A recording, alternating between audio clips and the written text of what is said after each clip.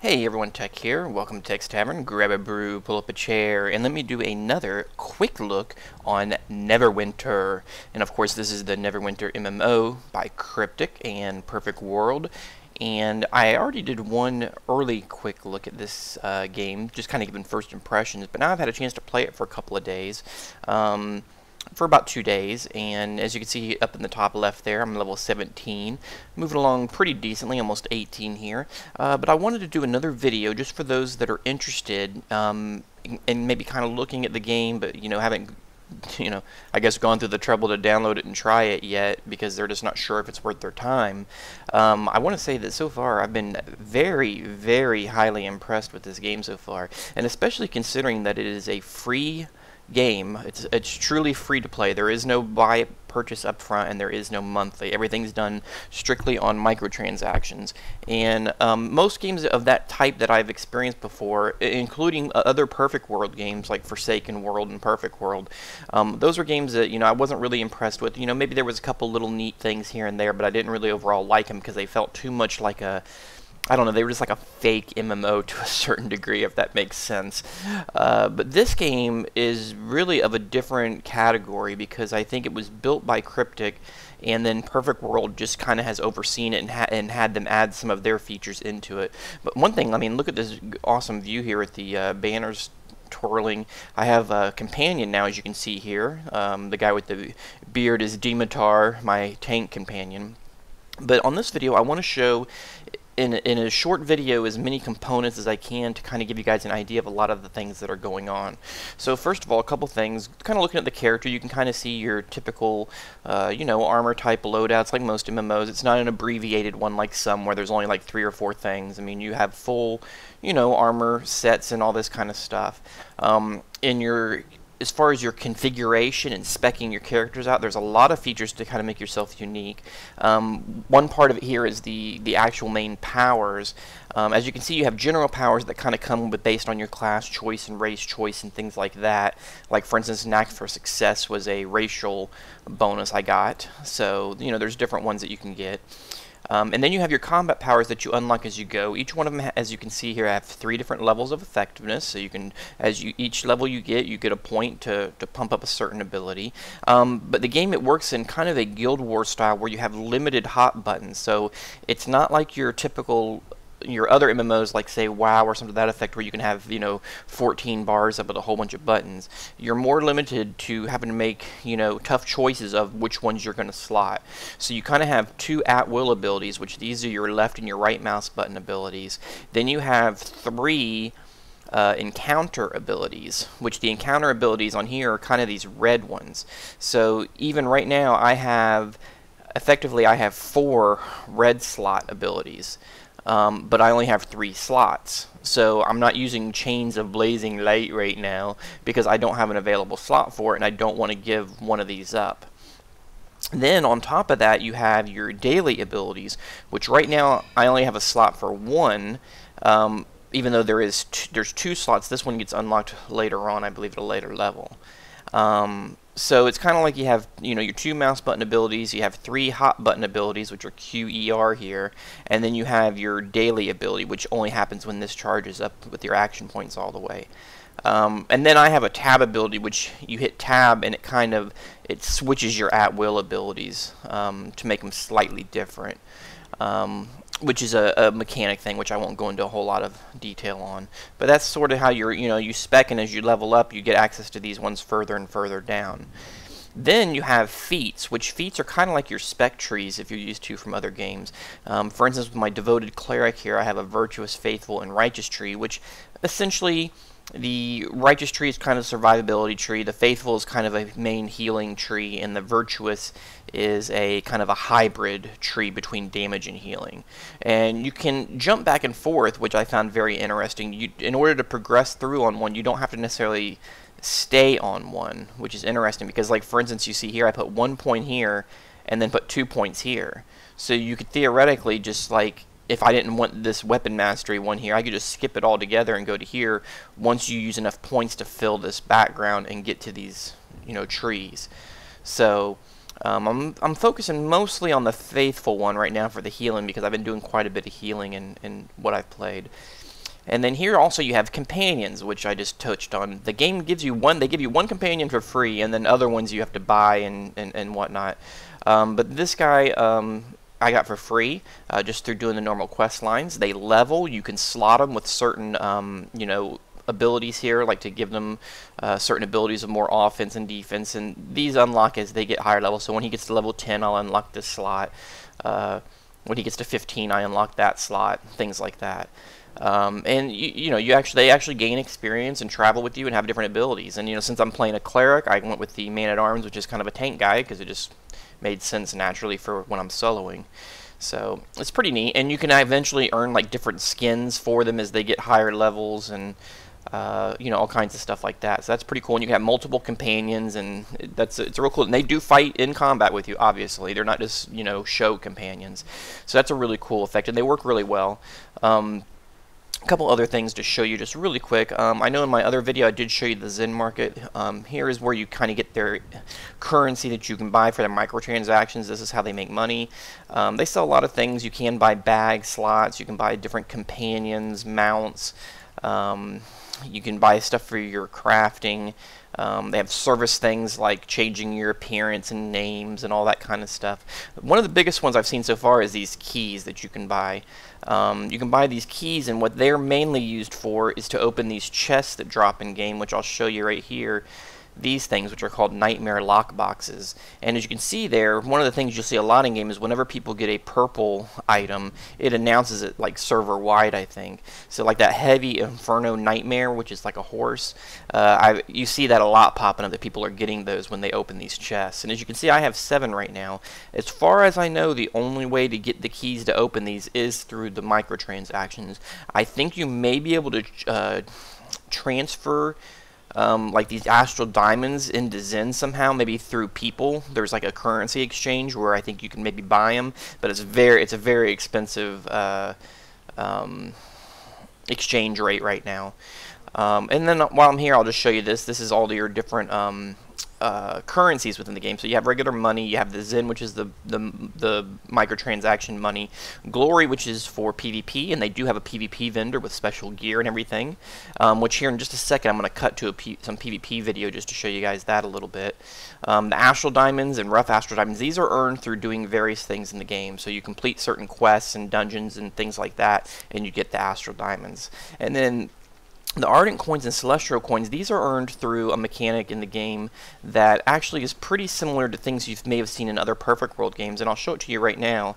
It's actually this thing up here, which is called to kind of pray to your deity, which you can drop down portable things to do it, but I'll show you here real quick. We'll just go ahead and run over to this campfire, which is a location that allows you to do it. Anytime you're in one of these blue circles, you can enact it. So if I hit Control-I, my guy will do that, and then it's random what you get. And so you see today, once a day when you do it, you will get a Celestial Coin and an Ardent Coin, which is the ones I was just talking about. Then I also get a buff here, which gives me some critical strike and all that. I'm going to get Astral Diamonds and Experience, so I get all that stuff. So when I close this now and go back into my inventory, you can see now I have 3, so I got 1 more of each of these. And these can be used, there's various things. You can get different mounts and different packs, and I guess these are like different weapons. I mean, so there's a lot of stuff you can get with them, but as you can see, it probably would take quite a while to get into some of that unless you do some finagling somehow. I don't know that they're tradable or anything like that, so... So that's part of some of the mechanical stuff there. The game is very well done. Now, one thing I want to point out too, which is something that I've been very impressed with, it has its typical stuff here, like that you can queue for dungeons. They have skirmishes, which are kind of like horde mode things, where you go in with a group of 5 and you fight multiple waves with a boss at the end. And they're a lot of fun because you can go in there and it's like takes about, like it says here, 15 minutes. You go in there and get some rewards at the end, and it's pretty cool. Then it has the PvP domination, which the PvP, I'll show a video here in a second again. It's kind of 3-point capture mode. But I wanted to show this. The Foundry stuff is one thing that is very neat that I've just started to kind of figure out. This game has a Foundry editor built into it. And let me move over here so we don't have to keep hearing I don't want to keep hearing those NPCs over there talking, so we'll get away from them here a little bit. But the Foundry is very cool. They have a editor, which once you have a character that makes level 15, you're able to use the editor to make your own quest lines and even dungeons. And I've actually played with it for a few minutes, and it's actually pretty easy to get into and start using. I mean, there's little details of it I don't understand fully, but you can get in and really start making something very quick. And there's a lot of people that are putting out their own adventures, and their full quest lines usually has you go somewhere in the city, talk to an NPC, and then you can have people transition from real world instances to your own instances that you make.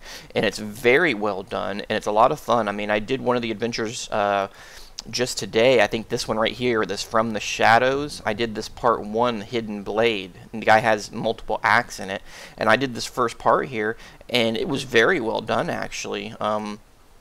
I wonder if I can see my review on here. Probably not. It probably goes by oldest to newest or something, or probably has to get approved. But it was very well done. The guy had a lot of dialogue and an interesting storyline, and it went through multiple instances and had different fights and had to click on objects. And I mean, you can make your complete any kind of a quest line that you have done in any MMO in your MMO playing days. You could probably recreate it in this game.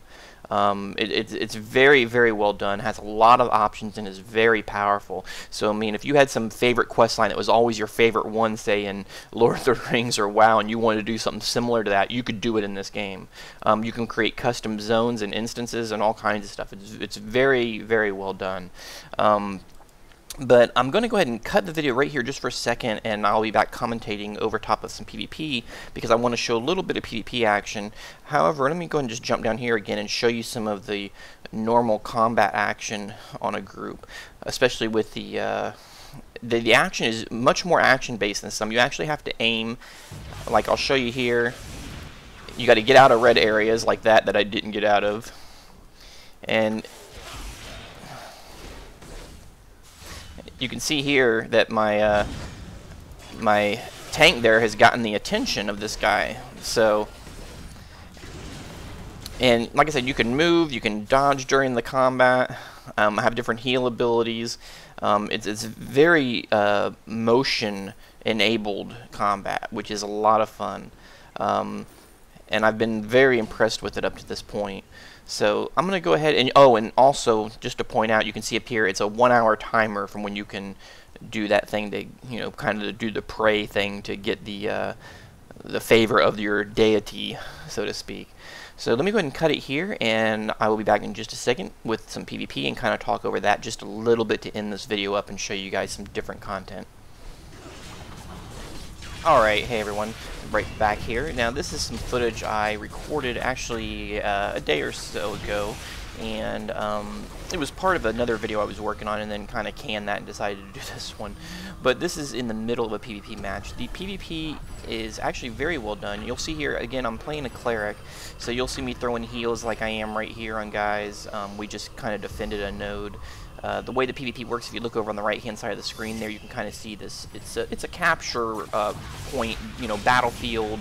If you're familiar with WoW, like say a Wrathy Basin, it's a hold points to earn, hold capture points to earn points to win.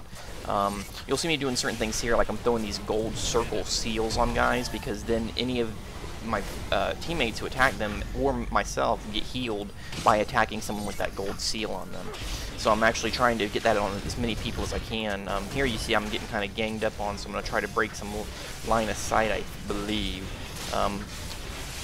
I can also do certain abilities, an AoE ability that I did right there that damages and heals teammates. So it's real action based, a lot of movement. You do have to aim sorta. Of course it's loose aiming. You don't have to be pixel perfect accurate like a shooter or something. But you definitely have to. You can't be tabbing, so you can't just stand there and not even look at the screen and tab people and just smash buttons. You do have to sort of aim their general direction. So here you see we're getting into a pretty nasty fight. I got taken out there. But the PvP is actually very fun. I've been pretty impressed with it so far. Of course, I'm only fighting in the first tier, and the way they do it is the tiers are like 10 to 19, 20 to 29, and so on and so forth. So it's kind of like 10 level gaps. And when you go in, they they buff you to the highest level. So if you're only level 10, they basically buff your hit points and everything to level 19.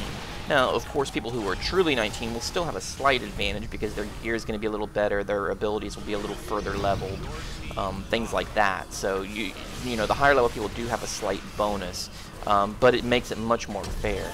Now, of course, it'll be interesting to see how the PvP is at the end of the game, but in the early tiers that we've seen so far, my son's playing kind of in the second tier, seems very well balanced, a lot of fun. The kill to death ratio seems to be well balanced. People don't die too quickly, so you know, you can get attacked and you can, you know, if you're clever enough, you can figure ways to get out of it, heal yourself, whatever. So it seems like the time to death ratio is pretty well balanced, at least early on. But so far, like I said, that's kind of some of my early impressions to the game. You know, it has a lot of good components to it between the actual regular questing, has dungeons, has skirmish mode, has foundry quest lines that people make, and then it has a good PvP component, as you can see right here. They have multiple maps, but they're all pretty much the same thing of like a three capture point deal. But like I said, it's very well done, and I've been impressed with the game so far. So it's definitely worth your time to check it out. I would recommend it very highly. I am on the Dragon server, so if you happen to try it out, you can always give me a message. But that's it for now. Thanks for joining me in the tavern, and I will see you guys next time.